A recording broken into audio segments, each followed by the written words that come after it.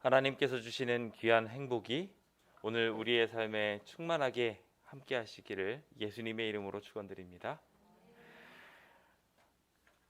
심판을 여러분은 어떻게 생각하시나요? 심판을 어떤 이들은 너무 두려워하고 또 어떤 이들은 또 너무 걱정하는 양극단에 빠져 계신 많은 분들이 있음에 오늘 하나님의 말씀을 통해 오해와 진실을 함께 정리해 보려고 합니다.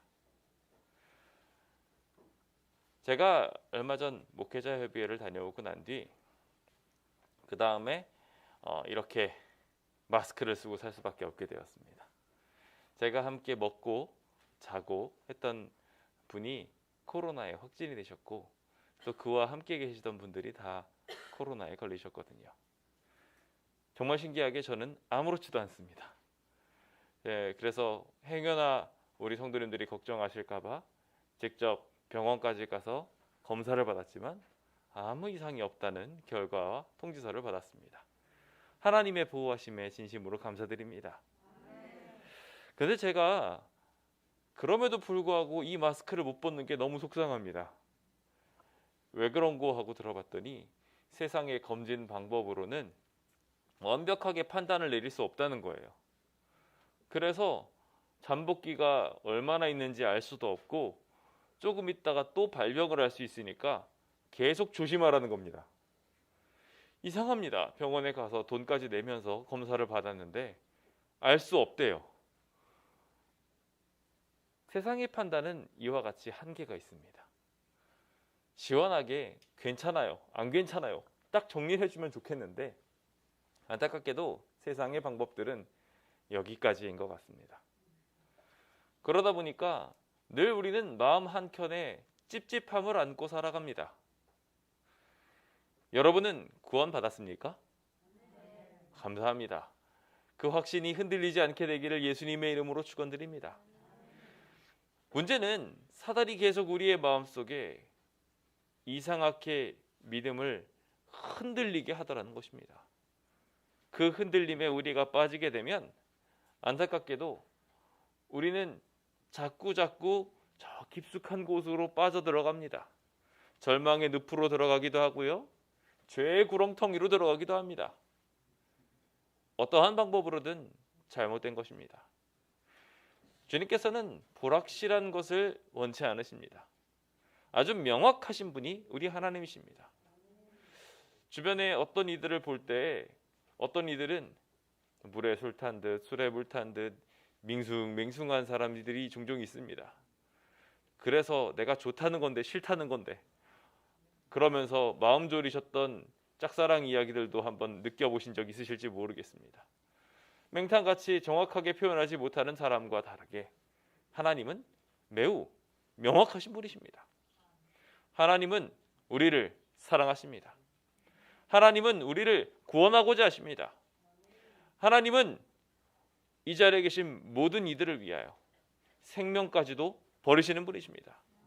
그 확실한 사랑을 두고 왜 걱정하십니까? 왜 두려워하십니까?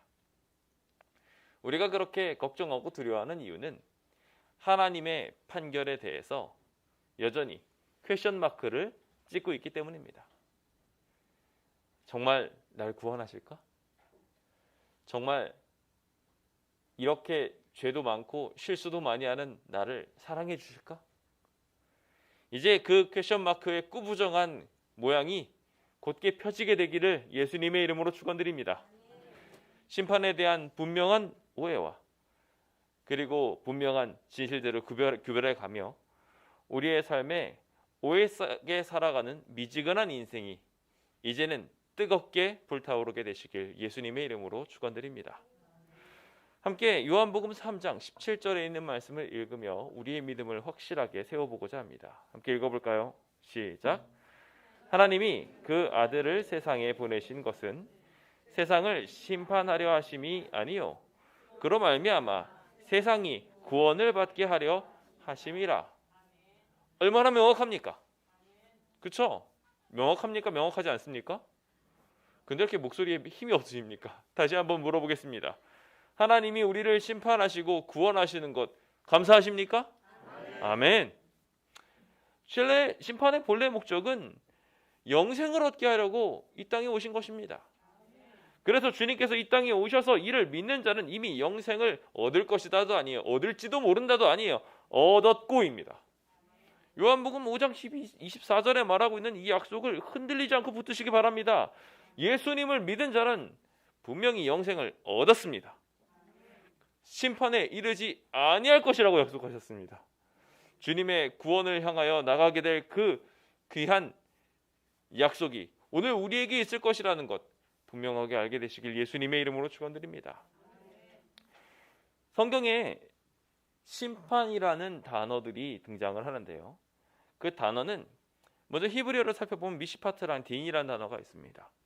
그런데 이 미시파트랑 딘이라는 단어는 각기 미시파트에서는 공의, 법령, 즉 한마디로 하나님께서 심판을 하시는데 공평하게 하신다는 거예요. 누구도 억울하지 않게 하신다는 거죠. 거기에는 모두 포함이 되냐면 악한 사람도 포함돼요. 선한 사람도 포함되고요. 선한 사람의 억울함을 풀어주시는 심판, 동시에 악한 사람도 내가 잘못을 했는데 이 정도 판결이 딱 좋아. 하나님께서 딱 정당하게 판결하신다는 것입니다. 그렇게 판결하시는 분에 대하여 말하고 있는 단어가 바로 미시파트입니다. 하나님이 우리를 판단하실 때 정당하게 판결하실 것임을 믿게 되시길 예수님의 이름으로 축원드립니다. 동시에 딘이라는 단어가 있는데요. 여기서 심판이라는 단어가 참 재밌습니다. 다투다, 변호하다라는 그 이야기를 포함하고 있습니다. 심판을 하고 있는데요. 하나님은 딘하세요. 그래서 우리가 죄를 저질렀는데 심판해가지고 딱 끝나면 되잖아요. 판결하고 끝나는 게 아니라 오늘 우리를 구원하기 위해서 변호하시고요. 그리고 사단과 다투신다는 거예요. 우리 이 장면 기억나지 않으십니까?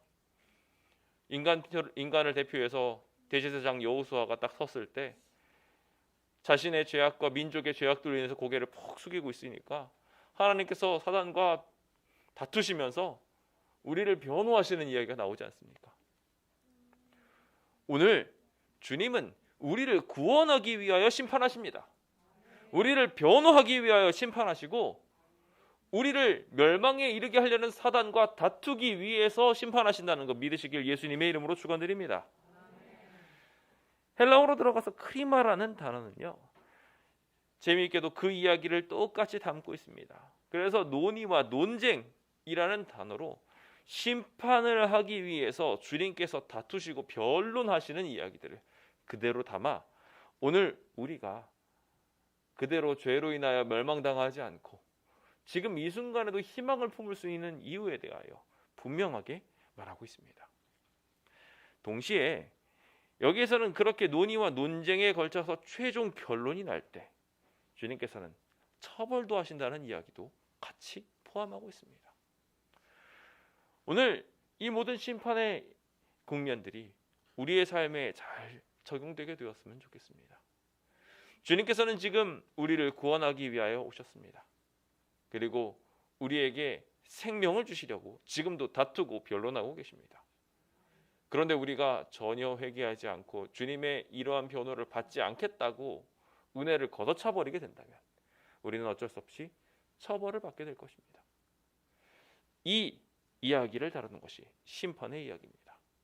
근데 많은 사람들이 이 커다란 공의와 사랑과 우리를 위한 노력들을 다 내팽개치고 뭐만 생각하냐면 처벌만 생각합니다. 하나님이 나를 처벌하실 거야. 하나님이 나를 멸망시키실지도 몰라. 그러니까 자꾸 두려운 것입니다. 이 시간 심판에 대한 잘못된 판단들로 인하여 아직까지도 우리의 신앙이 답답하게 막혀 있는 것 같다면 이제 뻥 뚫린 신앙하게 되시길 예수님의 이름으로 축원드립니다.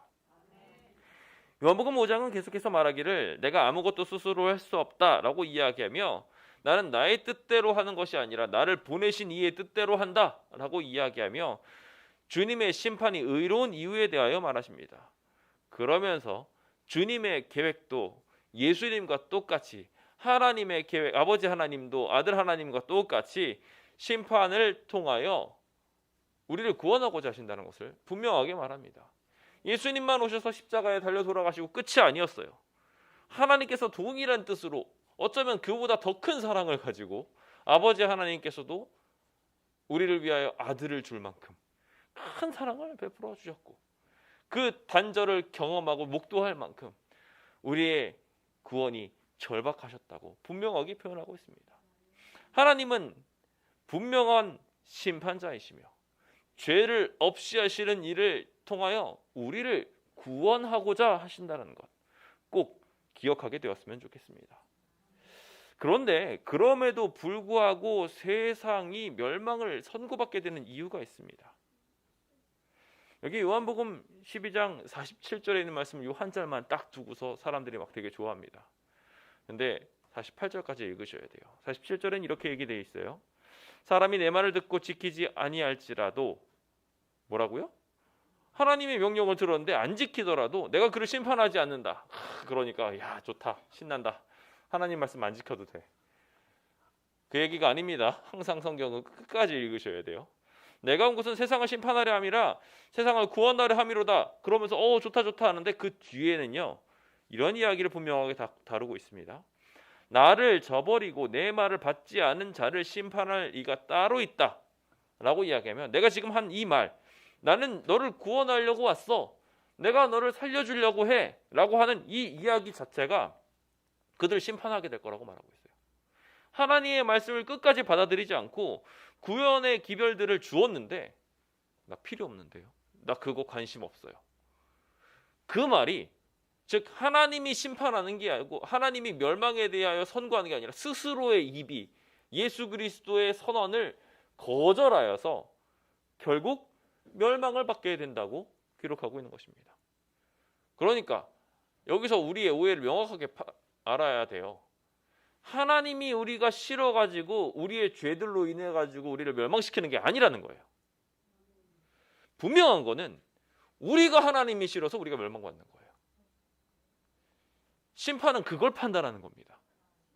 심판은 우리가 하나님을 향하고만 있으면 분명하게 구원을 만들어줍니다. 이게 믿음이잖아요. 우리가 주님을 믿고 구원받겠다고, 구원받고 싶다고 외치면 하나님은 분명히 우리 구원하신다니까요. 근데 문제는 우리가 주님을 싫어해요. 그럼 방법이 없어요. 하나님은 그 방법대로 그것을 판단하시는 것입니다. 그것을 판단하시는 것이 오늘 우리가 살펴보게 될 세 가지 국면의 판단입니다. 주님께서는 그것을 해소하기 위하여 조사심판, 천년기 심판, 집행심판을 통하여 각 백성들이 각각의 국면에서 어떻게 하나님을 통하여 분명한 심판을 받았는지에 대해서 옹호하고 있습니다. 이 세 가지 심판에 대하여 많은 이들이 오해를 합니다. 무슨 하나님이 그 심판을 그렇게 많이 해가면서 우리의 삶을 샅샅이 뒤지는 거야. 그것이 불편하지 않게 되시길 간절히 바랍니다. 저는 이 세 가지 심판 속에 어떠한 하나님의 사랑과 구원의 계획들이 녹아져 있는지 함께 살펴보기 위해 오늘의 말씀들을 통하여 함께 은총을 누리길 원합니다. 먼저 이사야서 3장 13절입니다. 함께 읽어볼까요? 시작. 여호와께서 변론하러 일어나시며 백성들을 심판하려고 서시도다. 자, 하나님이 심판을 하시는데요. 뭐 하기 위해서 심판하시기 위해서 서셨다고요? 변론하려고요. 하나님의 백성들을 구원하기 위해서, 변론하기 위해서 서신다는 것입니다. 조사심판은 주님께서 언도심판, 즉 재림을 통해 가지고 하나님의 백성이 구원받을지 아니면 이 땅에 남아서 멸망을 받게 될 것인지, 재림의 순간에 하늘로 갈 사람들은 누구고 하늘로 가지 않을 사람들은 누군지 명확하게 판단하기 위한 심판이 조사심판입니다. 만약에 하나님께서 그런 심판도 하지 않으시고 일단은 데려가고 난 다음에 그 다음에 하늘에서 자 봐라 그래서 그 다음에 이야기를 한다면 하늘에 올라간 모든 이들뿐만 아니라 온 우주의 거민들은 이 심판의 내용이 참인지 거짓인지 공감하지도 못한 채 하나님이 일방적으로 이끌어가는 것을 느끼고 불편함을 느끼게 될 것입니다. 나는 오늘 면이 먹고 싶은데 마음대로 물어보지도 않고 뷔페집을 데려갔어요.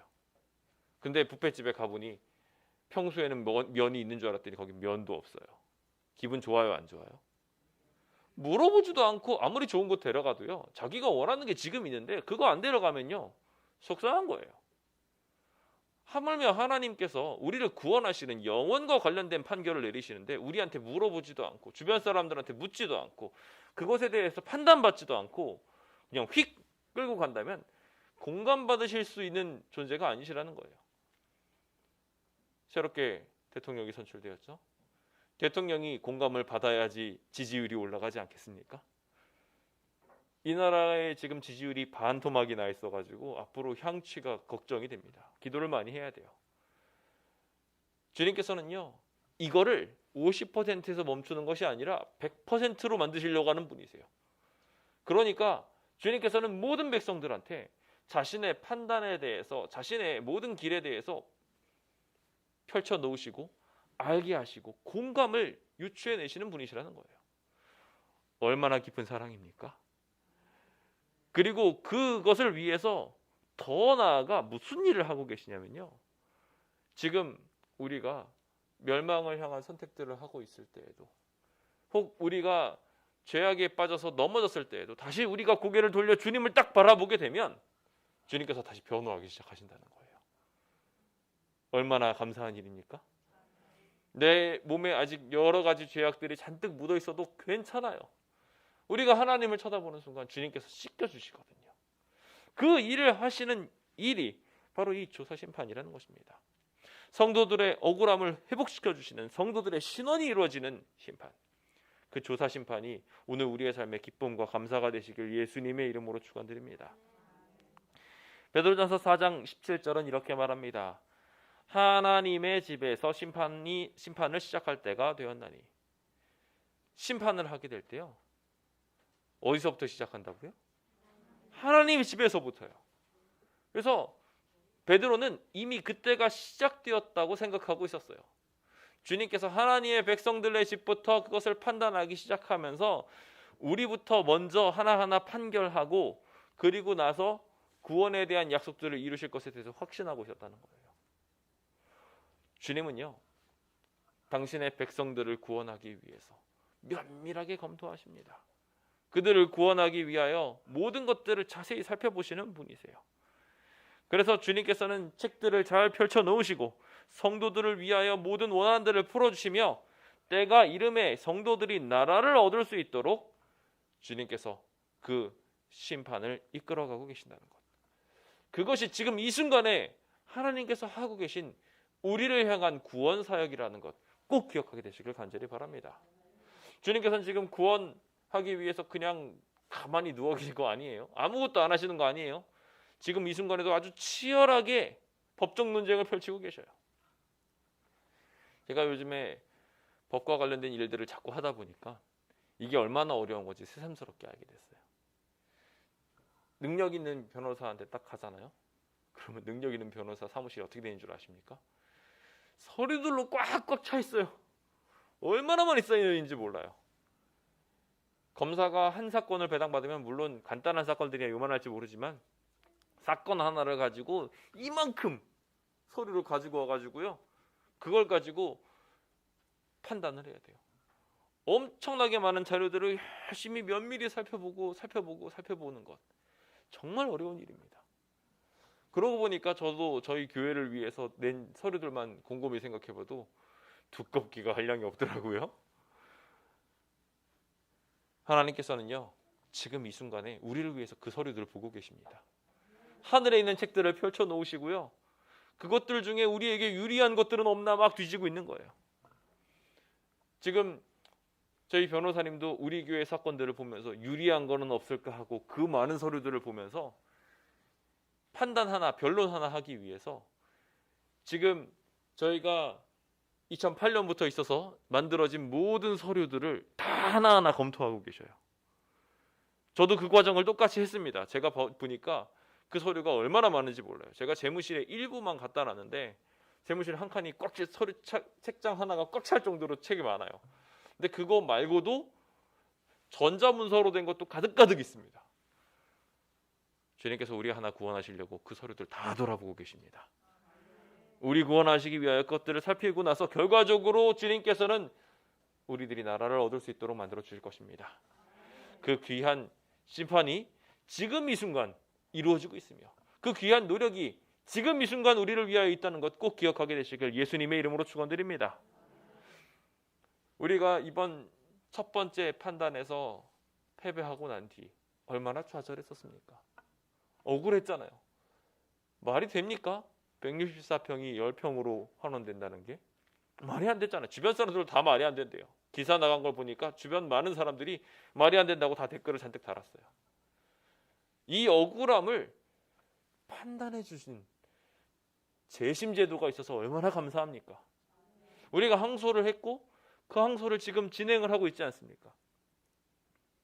오늘 우리가 멸망을 받게 되려고 하고 있을 때 주님께서 그것을 내버려 두지 않으시고 다시 받으셔서 재심을 하고 계셔요. 우리를 살려줄 여건은 없는지 지금도 살펴보고 계십니다. 오늘 그 위대한 심판이 오늘 우리를 위하여 있다는 것 꼭 기억하게 되시길 예수님의 이름으로 축원드립니다. 주님께서는 똑같이 생긴 것 같은 양 사이에서 하나님의 백성들을 구별하려고 지금도 쳐다보고 계셔요.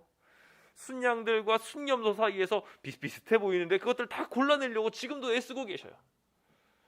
하나님이 그 귀한 사역을 우리를 위하여 지금 하고 계시다는 것 생각하시면서 오늘 이 순간에도 주님이 우리를 위하여 판단하신다라는 것에 대해서 자부심을 가지시고 믿음을 가지시고 감사를 품게 되시길 예수님의 이름으로 축원드립니다. 두 번째로 주님께서는 언도 심판을 하십니다. 근데 이 언도 심판은요, 재림을 통하여 딱 심판을 하시고 끝이 아니에요. 언도 심판부터 시작해가지고 새로운 심판이 시작됩니다. 주님께서 하시는 일은 아주 짧아요. 그 이후부터 1000년 동안 모든 백성들이 하나님의 일들을 살펴보게 될 것입니다. 오늘 이 심판이 우리에게 있는 것에 대하여 감사하시길 예수님의 이름으로 축원드립니다. 시편 96편 13절입니다. 함께 읽어볼까요? 시작. 그가 임하시되 땅을 심판하러 임하실 것임이라. 그가 의로 세계를 심판하시며 그의 진실하심으로 백성을 심판하시리로다. 주님께서는요, 우리 모든 백성들을 구원하기 위하여 저 위에서 심판 딱 하고 끝나는 존재가 아니십니다. 그 심판의 결과를 들고 나오시는 분이에요. 제가 판사분들에 대해서 조금 공부를 하다 보니까 판사분들은 진짜 말 그대로 사무직이구나라는 것을 알게 됐어요. 심지어 검사나 변호사도 큰 차이가 없어요. 그냥 사무실에서 가만히 있어요. 서류만 봅니다. 여기까지가 한계인 것 같아요. 그들이 그것만 해도 일이 너무 많은 거죠. 그런데 하나님께서는요, 전능하신 분이세요. 그래가지고 우리의 심판 상황들과 심판의 집행까지도 하기 위해서 친히 강림하여 주시는 분이십니다. 주님께서 이곳까지 오셔가지고요, 하나님의 백성들에게 친히 당신을 보여주시고 심판이 왜 이렇게 이루어지는지 보여주시며 더 나아가 그 궁금증까지도 다 알려주셔서 진실하심으로 당신의 백성들을 대하십니다. 주님께서 오시는 날에 대하여 계시록 6장은 이렇게 표현을 합니다. 하늘이 두루마리처럼 말리는 것처럼 쫙 돌아가면서 예수님께서 임재하실 것이라고요. 모든 이들은 각인의 눈을 통하여 다 하나님께서 오시는 그것을 보게 될 것입니다. 그런데 여기에 보면 한 무리의 백성들은 이렇게 말을 합니다. 산들과 바위에게 말하되 우리 위에 떨어져서 보좌에 앉으신 이의 얼굴에서 그리고 그 어린 양의 진노에서 우리를 가려라. 차라리 저 영광을 바라보느니 돌이 떨어져 가지고 날 죽였으면 좋겠다고 말하고 있어요. 지금 하나님께서는요, 하나님의 백성들을 뭐 하려고 오고 계신 거예요? 구원하시려고 오시는 거예요. 그런데 그 구원하려고 오는 이들에게 여기 하나님을 극렬하게 거절하고 있는 무리가 있음을 보게 됩니다. 아담과 하와가 범죄하였을 때 아담과 하와는 어떻게 했습니까? 아담과 하와는 숨었습니다. 근데 하나님께서는요 와가지고요 어찌하여라고 물으면서 혼내셨어요? 아니요, 도리어 그 사람들을 살리시려고 애를 쓰셨어요. 그래가지고 자기를 상징하는 양을 잡아 죽이시고 그 가죽옷을 벗기셔서 그들을 덮어주셨어요. 그것이 하나님께서 하신 일입니다. 그런데 문제는 죄인은 끝까지 그 마음속에 죄를 품고 있는 한 어떤 마음을 품느냐? 하나님이 진노하여 나를 치실까 두려워하노라. 이렇게 되는 거예요. 그들이 멸망받을 수밖에 없는 이유에 대하여 주님께서는 명확하게 알게 하기 위해 재림하십니다. 우리는 극명하게 나뉘는 것을 보게 될 거예요. 자, 지금부터 10초 뒤에 예수님이 오십니다. 좋아하실 분? 어라? 적으시면 안 됩니다. 10초 뒤에 오신다고 하면 다들 박수치고 감사해야 됩니다. 더 이상 이 성전 때문에 안 싸워도 되잖아요. 얼마나 좋아요. 여러분들의 몸 노구들 다 하나님께서 다시 또 건강하게 만들어 줄 거니까 얼마나 좋습니까? 근데 아직까지도 이 세상에 저 드라마 완결 못 봤는데 하면서 속상해 하실 분 계십니까? 나 아파트 청약이 당첨됐는데 아직 그 아파트 못 들어가 봤어요. 아이고 억울해. 억울해할 게 따로 있죠. 그런 것들 때문에 하나님 피하지 마시기 바랍니다. 내가 지은 죄가 생각나가지고 나 그 죄 때문에 하나님 못 만날 것 같은데요. 그것도 마찬가지로 해결함 누리시길 예수님의 이름으로 축원드립니다. 우리는 그것을 주님이 오시는 그 순간 딱 경험하게 될 것입니다. 주님께서는 첫째 부활의 그 순간 모두 깨우게 되실 것이고 그때 우리를 다 데려가셔서 둘째 사망이 우리를 다스리지 못하게 할 것입니다. 영원한 죽음이 우리에게 이르지 못하게 할 것입니다.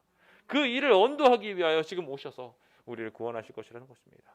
그리고 더 나아가서 그들에게 제사장과 왕으로서의 역할을 하게 하십니다. 왕으로서의 활동할 사역 무엇일까요? 우리가 이미 다 잘 알고 있겠지만 세상 사람들은 이것을 그냥 진짜 말 그대로 왕 노릇한다고 생각해요. 그러면 참 하나님도 포부가 정례라고 생각하셔야지 정상입니다. 왜냐하면 여기 1000년 동안 왕 노릇한다고 말했거든요. 영원한 세상을 살아야 되는데 1000년만 왕 노릇하면 뭐해요? 그렇죠? 그렇게 왕 노릇하는 거 그렇게 계산하시면 틀렸습니다. 왕이 아니라 왕 노릇입니다. 왕이 하는 일을 하는 거예요. 열왕기상에 보시면은요. 칭찬받는 왕이 칭찬받는 그래서 왕이 할 일 잘했다고 하는 이야기가 등장을 합니다. 뭐냐면 솔로몬이 심판을 판결을 잘하는 거예요. 왕은 판단을 내리는 사람입니다. 실제로 출애굽했을 때 모세가 했던 일도 그것이었어요. 문제가 있었을 때 그 문제의 송세들을 가지고 오면 그것들에 대해서 옳고 그름을 알려주면서 하나님의 성품을 알려주는 것이 바로 심판이었고 지도자가 해야 될 일인 것입니다. 오늘 우리에게 왕노릇을 한다는 것도 마찬가지예요. 무엇이 옳은지 무엇이 그른지를 판단할 수 있도록 허락해 주시는 것. 그것이 바로 왕노릇입니다.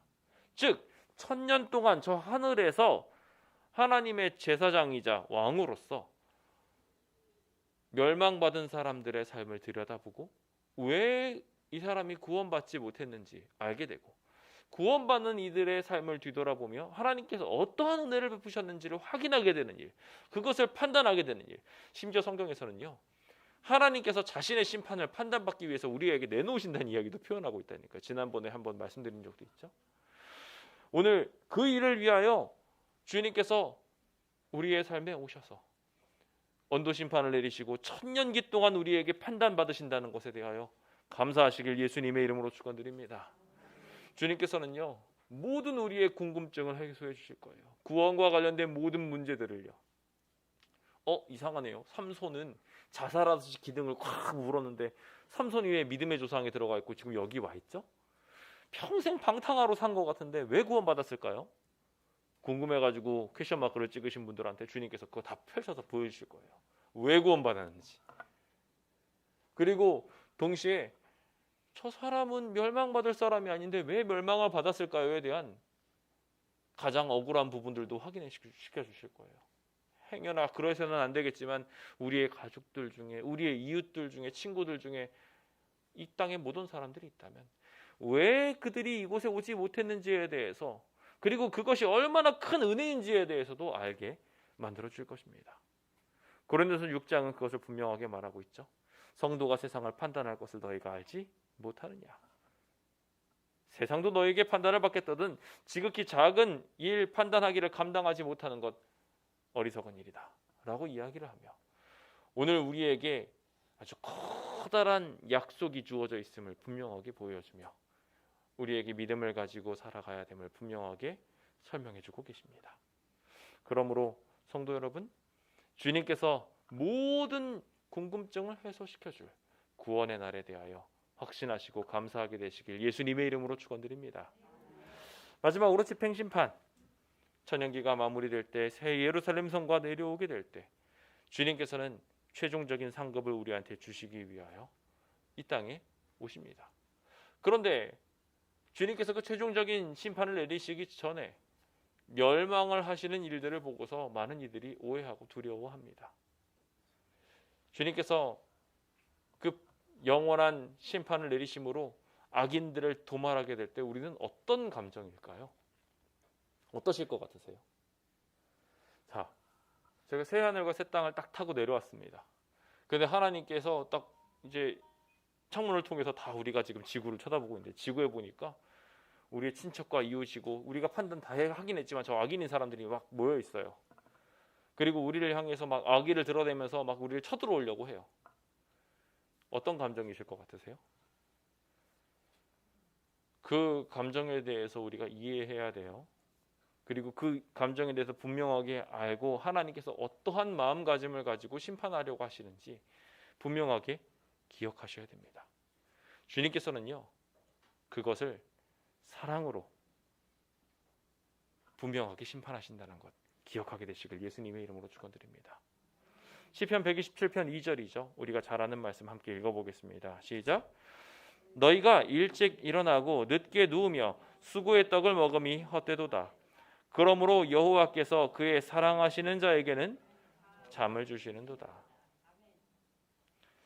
오늘 우리가 이 땅에서 허랑방탕하며 막 그렇게 살고 있을 때 우리가 이미 죽음의 이야기 속에서 살폈듯이 우리가 이렇게 잘못된 방향으로 살아가고 있는 모습을 주님께서 안타까워하셔서 차라리 쉬게 하시는 거예요. 그래서 주님께서는 죄인들에게 형벌을 가하시는 거라기보다는 제가 좀 더 선호하는 단어는 도말입니다. 말 그대로 그 악들을요, 그 죄악의 존재를요 도말해서 사라지게 해주세요. 더 이상 그 고통이 이어지지 않을 수 있도록. 오늘 그렇게 심판하시는 하나님이 우리 하나님이심에 대하여 감사하게 되시길 예수님의 이름으로 축원드립니다. 주님은 죄를 미워하지 죄인을 미워하시는 분이 아니십니다. 그래서 죄를 사라지게 하시고 죄와 함께 있고자 하는 이들은 함께 사라질 수 있도록 만들어 주십니다. 경건한 자들에게 시험에서 분명하게 고통받게 되는 일들이 있을 것입니다. 하지만 주님께서 그것을 건져내실 것입니다. 그리고 반대로 불의한 자는요, 형벌 아래 두어서 심판날까지 지키실 것이라고 말하고 있어요. 이거 천년기의 이야기라는 것을 우리가 기억할 수 있게 되겠죠.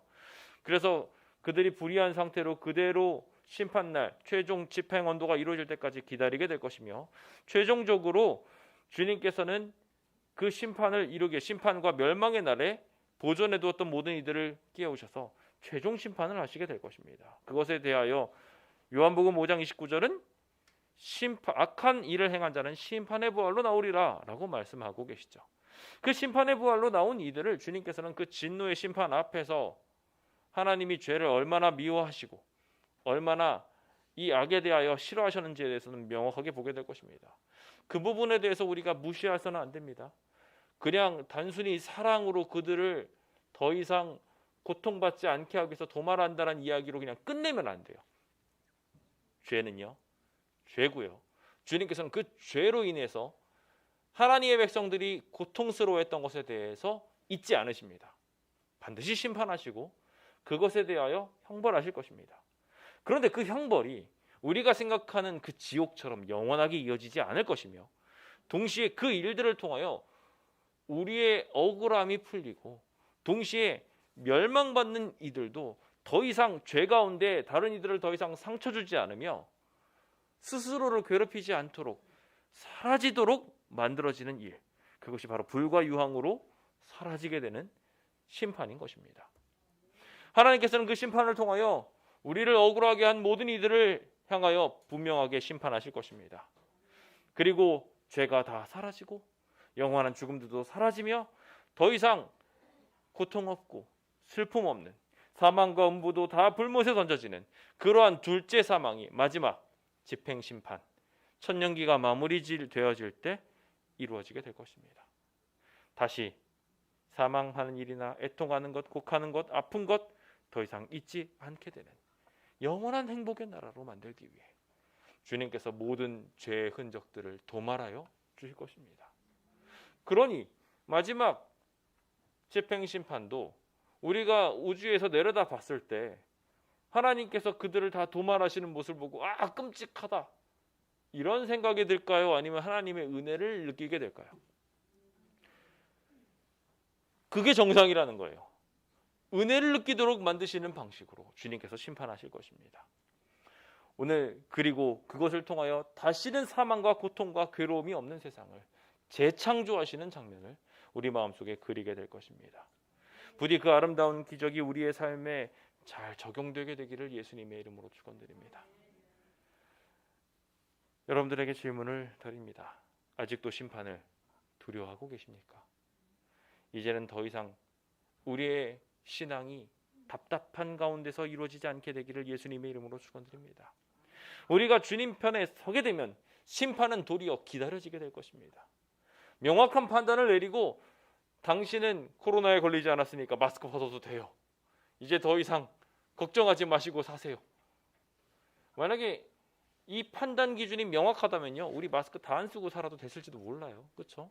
명확하게 판단된 그 코로나 환자들만 집에서 격리 치료하면 되는 거고요. 나머지는 다 마스크 벗고 편안하게 다녀도 돼요.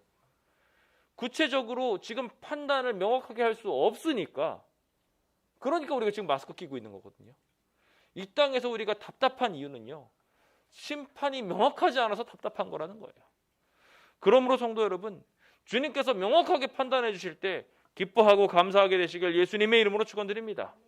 그리고 그 명확한 하나님의 심판을 보고 더 이상 미루지 마셨으면 좋겠어요. 벨릭스가 그 심판에 대한 이야기를 듣고 나서 두려워하면서 그냥 밀어버렸던 그 실수들, 오늘 우리의 삶에 두지 않아서 하나님께서 우리에게 머뭇거리지 말고 돌아오라고 할 때, 엘리야가 백성들한테 선고하면서 머뭇거리지 말고 빨리 하나님 선택하라고 이야기할 때 그 선택을 올바로 하게 되시는 주의 백성 되시길 간절히 바라면서 오늘 모든 말씀을 마치도록 하겠습니다. 감사합니다.